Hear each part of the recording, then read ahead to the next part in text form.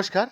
बीसा न्यूज 24/7 का हर दर्शकों को सादर प्रणाम, जोहर सलाम।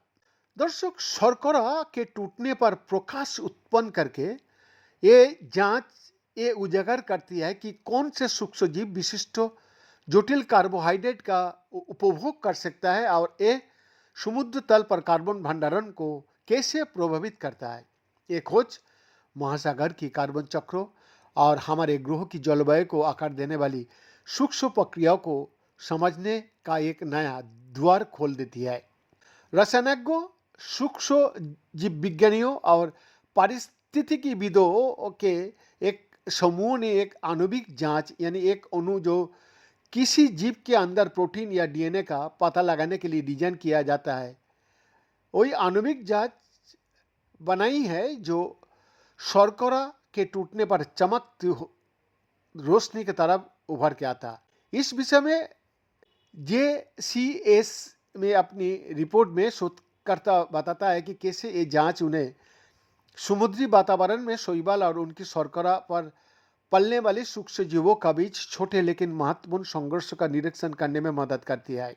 Max Planck institute for marine microbiology और MARUM centre for marine environmental sciences दोनों ब्रेमन में स्थित है।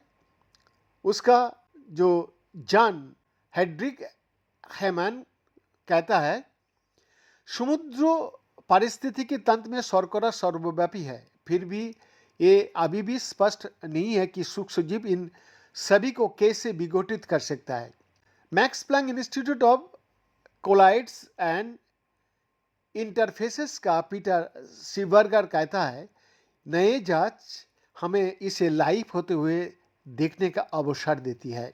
दर्शक, शैवाल कार्बन डाइऑक्साइड को अवशोषित करके उसे ऑक्सीजन और कार्बनिक पदार्थों में बदल देता है और इस प्रक्रिया में शर्करा का एक प्रमुख योगदान होता है। हालांकि हर शर्करा को तोड़ना आसान नहीं होता। कुछ शर्कराएं इतना जटिल होता है कि उन्हें पचाने के लिए केवल कुछ ही सूक्ष्म जीवों के पास सही उपकरण होता है। परिणाम स्वरूप इस कार्बन का कुछ हिस्सा समुद्र तल में डूब जाता है, जहाँ वो सदियों तब तक फंसा रह सकता है जब तक कि उपयुक्त एंजाइम विकसित ना हो जाए। वैज्ञानिक लंबे समय से ये पता लगाने की प्रयास कर रहा है कि कौन सा सूक्ष्मजीव कौन सी शर्करा को पचा सकता है, लेकिन समुद्री सूक्ष्मजीव समुदाय की विशाल विविधता के कारण ये पहली और भी कठिन हो गया है। इस चुनौती से निपटने के लिए टीम ने स्वचालित ग्लाइकेन असेंबली का इस्तेमाल करके 2 फ्लोरोसेंट रंगों से टैग की गई एक शर्करा तैयार किया।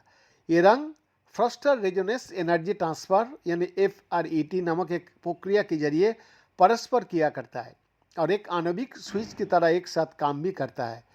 जब शर्करा का अणु अक्षुण्ण रहता है तो प्रोब काला रहता है। जैसे ही एक एंजाइम शर्करा की रीढ़ को भेदता है, प्रोब चमकने लगता है और इस प्रतिक्रिया से वैज्ञानिकों को ये पता लगाने में मदद मिलती है कि शर्करा का क्षरण कहाँ और कब हो रहा है। बीएन का एक्सक्लूसिव रिपोर्ट, बीसा न्यूज 24/7 रांची।